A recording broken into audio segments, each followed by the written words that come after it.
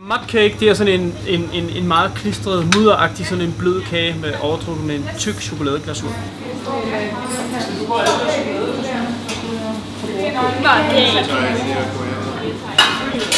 Så har vi lavet en marcelkage, som er en muskage, hvor topping er det samme som bunden.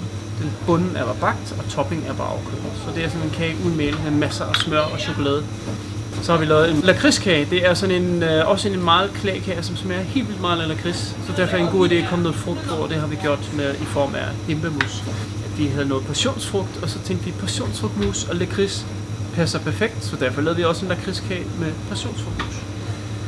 Og så havde vi nogle kæmpe mangoer, og så tænkte vi, mango passer sikkert også til lakrids, så derfor lavede vi også en lakridskage med mango. Men alle de her kager, de er faktisk perfekt til frysning, så man kan smide dem i fryseren og tørre dem op, når gæsterne kommer, ikke? Og så har vi lavet yberfromage, som man også kan lave med yoghurt, eller en A38, eller hvad man nu synes er lækkert. Og det er sådan ikke en for sød dessert.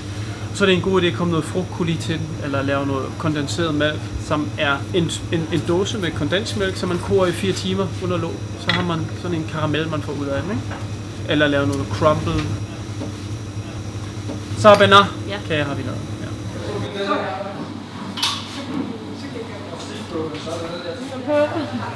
Drysser hindbær, tørret hindbær og pistachienødder på.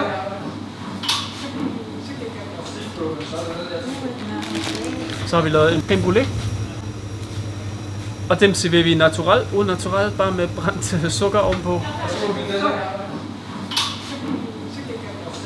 Og så har vi lavet panna cotta, som er kogt fløde, som er smagt til med citron og rosmarin, som er lidt atypisk, men som smager helt fantastisk. Og man kan servere noget kogt æblekompot til det, men i dag tager vi den sådan med en lille smule crumble og lidt coulis og sådan noget, ikke?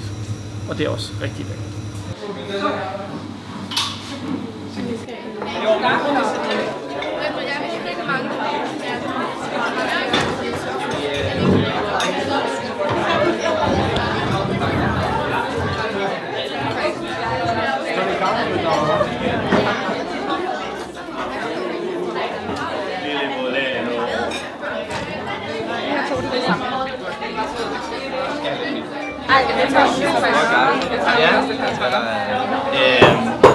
Vi har en lakridskage her med.